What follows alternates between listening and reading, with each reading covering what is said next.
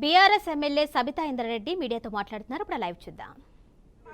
ఉంటే దాన్ని ఎట్లా పక్కన జరపాలి అర్థం కాక వాస్తవాలు మాట్లాడుతున్నారు కదా కేటీఆర్ గారని సడన్ గా లేచి కేటీఆర్ గారు మీ వెనకాల కూర్చున్న మార్గాల మమ్మల్ని ఇక్కడ ముంచిండ్రు, నిన్ను కూడా ముంచుతారు, మీరు జూబ్లీ బస్ స్టాండ్ అయితే మీ బతుకని మాట్లాడుతున్నారు. అంటే మహిళలంటే ఎంత గౌరవం అనేది ముఖ్యమంత్రి గారికి అర్థమవుతుంది. ఈ రోజు కొత్త కాదు, బయట మైకులు పెట్టుకుని ఎన్నో మాట్లాడుతుంటారు. ఆ రోజు సోనియా గాంధీ గారి దగ్గర నుండి మొదలు పెడితే ఈ రోజు అసెంబ్లీలో సబితమ్మ వరకు నోటికి ఏదొస్తే మాట్లాడే ప్రయత్నం చేస్తూ ఉంటారు. మహిళలంటే ఎక్కడ గౌరవం లేదు, ఏం మాట్లాడాలో ఏం మాట్లాడకూడదు ఆలోచన లేదు. ఒకటి అడుగుతున్న రేవంత్ రెడ్డి గారు, మీరు ఈ పార్టీలోకి రాకముందు నుండి ఈ పార్టీకి సర్వీస్ ఇచ్చిన వాళ్ళం, మేము భుజాన జెండా వేసుకుని పనిచేసి ఆ పార్టీ అధికారంలోకి రావాలని కోరుకున్న వాళ్ళం, నేను గాని సునీత గాని. ఈ రోజు నా గురించి సునీత గురించి మాట్లాడుతూ పార్టీకి ఏదో మోసం చేశారని మాట్లాడారు. ఏం మోసం చేశాం? మిమ్మల్ని ఈ రోజు అవతల పార్టీలో ఉన్న మిమ్మల్ని ఈ పార్టీ కాంగ్రెస్ పార్టీలోకి రమ్మని చేయడం ఒకటే నేను చేసిన తప్పు అనిపిస్తుంది ఈ రోజు. ఎందుకంటే ఆ రోజున్న పరిస్థితులలో ఇంకొక మాట మాట్లాడారు రేవంత్ రెడ్డి గారు. ఈరోజు మహిళల్ని అక్కలను నమ్ముకుంటే జూబ్లీ బస్ స్టాండ్ అవుతుంది అంటున్నారు. ఆడబిడ్డలు ఎట్లా ఉంటారో తెలీదా? ఆడబిడ్డలు ఎప్పుడైనా క్షేమం కోరుతారు, నష్టం కోరరు. నమ్ముకున్న వాళ్ళకి ప్రాణమన్న ఇస్తాం కానీ నమ్మిన వాళ్ళకి మోసం చేయాలని ప్రయత్నం చేయం. కానీ ఈరోజు ఏదైతే రేవంత్ రెడ్డి గారు మాట్లాడారో, ఒక సునీతమ్మకు సబితమ్మకు జరిగిన అవమానం కాదు ఇది. యావత్ తెలంగాణ మహిళల గురించి మాట్లాడిన మాటలు ఇవన్నీ.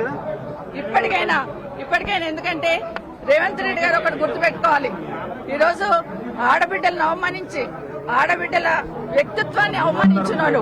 ఒక అసెంబ్లీలో ఉన్న మమ్మల్ని మాత్రం అవమానించడం కాదు, అక్కల్ని నమ్ముకుంటే బతుకు బస్ స్టాండ్ అవుతుంది అన్నట్టు మాట్లాడినావు.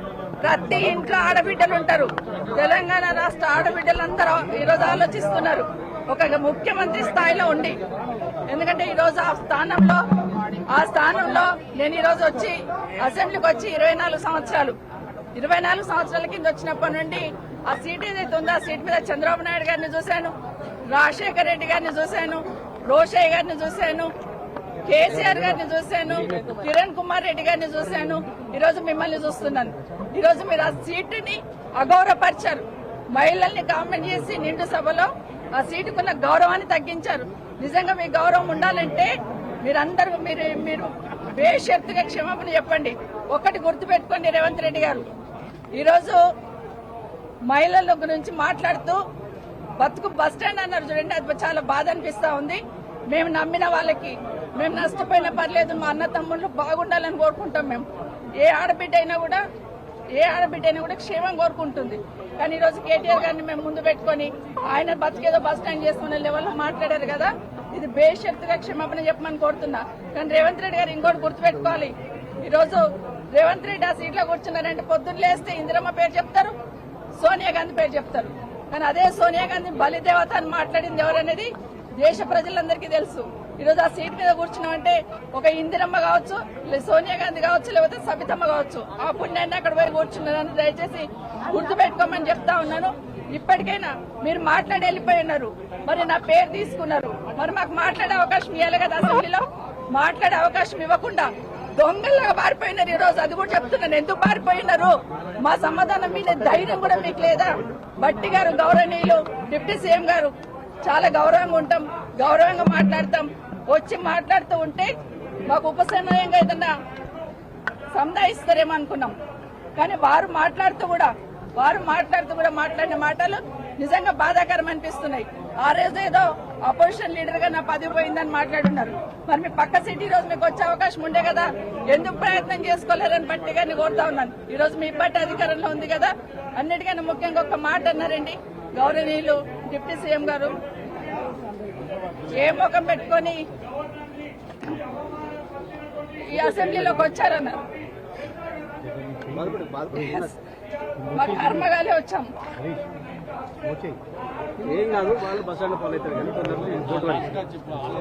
ఇది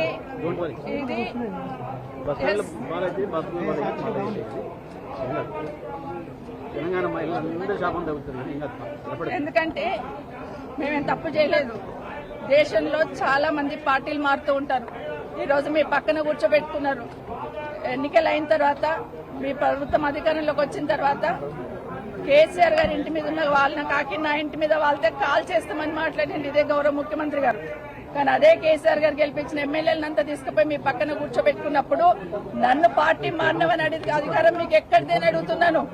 ఆ రోజు నేను పార్టీ మారినప్పుడు విత్ ఇన్ ద పార్టీలో ఏం జరిగింది, ఏ విధంగా మమ్మల్ని మెడబట్టి బయటికి గెంటేశారనేది మీకు తెలీదా అని అడుగుతున్నాను.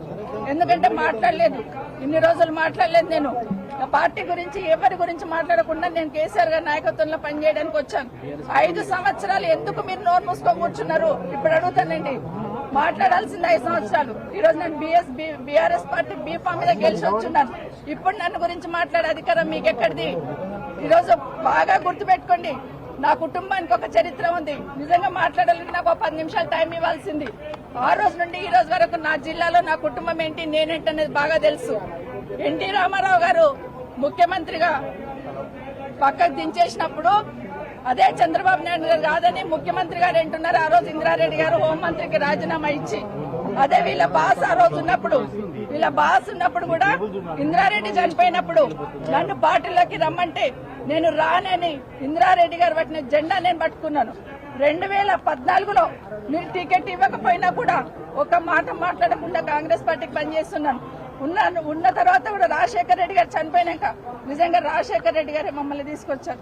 రాజశేఖర రెడ్డి గారు మా లేడీస్ కి అంత ప్రాధాన్యత ఇచ్చారు. రాజశేఖర రెడ్డి గారు రాజకీయాలలో మా మహిళల్ని ఎంకరేజ్ చేశారు కాబట్టి మేము ఇంత గట్టిగా నిలదొక్కున్నాం.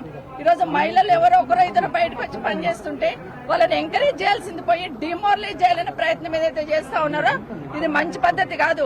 అసెంబ్లీలో కూడా ఆడబిడ్డలను అవమానించే సంస్కృతి వస్తుందంటే నిజంగా తలొంచుకోవాలండి. ఈరోజు కనీసం మాట్లాడే అవకాశం కూడా ఇవ్వకుండా పోయినారంటే ఈరోజు సమాధానం రాష్ట్ర ప్రజలకు చెప్పాలి.